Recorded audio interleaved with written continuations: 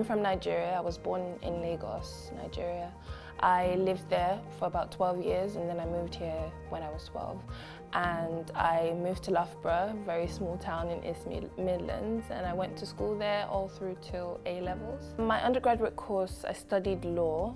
At the beginning, I wasn't quite sure what I wanted to do after that. But towards my final year, I found where my interest really lied, which was in international law and international human rights law. And so from then on, I went on to volunteer on a human rights project in Ghana, and I did that for about a month. And during that period, it just sort of solidified my decision that I want to work in international development, but I want to do it from the angle, from a legal perspective. I'm an associate project manager at an international development consultancy firm.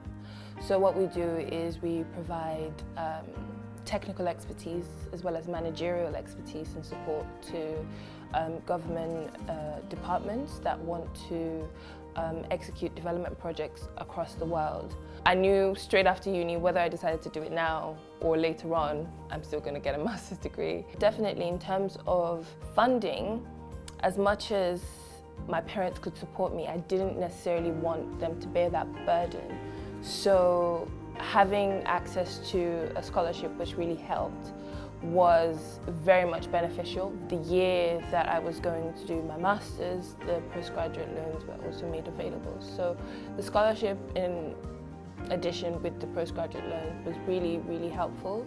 I wish people were maybe a bit more honest about how different a master's degree is to your first degree, because you have 1 year to learn so much. So I think the one thing that I wish was much more clearer was how much you have to cover and how so little time there is to cover it. If I was to advise anyone after a master's or after a first degree or whatever degree really, is not to just expect that the job in your field will just be there.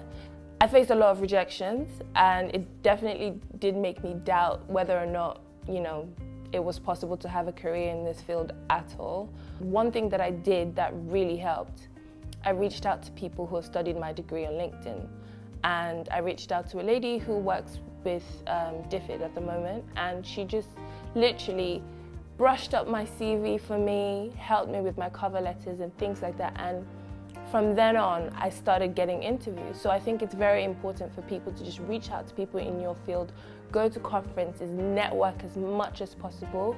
I worked in finance for a little while. I made such amazing friends while working there. I learned from people that I never would have come across on a normal day because I've never had anything to do in finance before. But I needed a job, and I was just open to the fact that, you know what, this is an opportunity, I'm going to take it anyway. Anyone that you know from your university who studied the same degree, LinkedIn usually would pop up with people who studied your degree and things like that. Reach out to them, find out what they're doing, where they're working.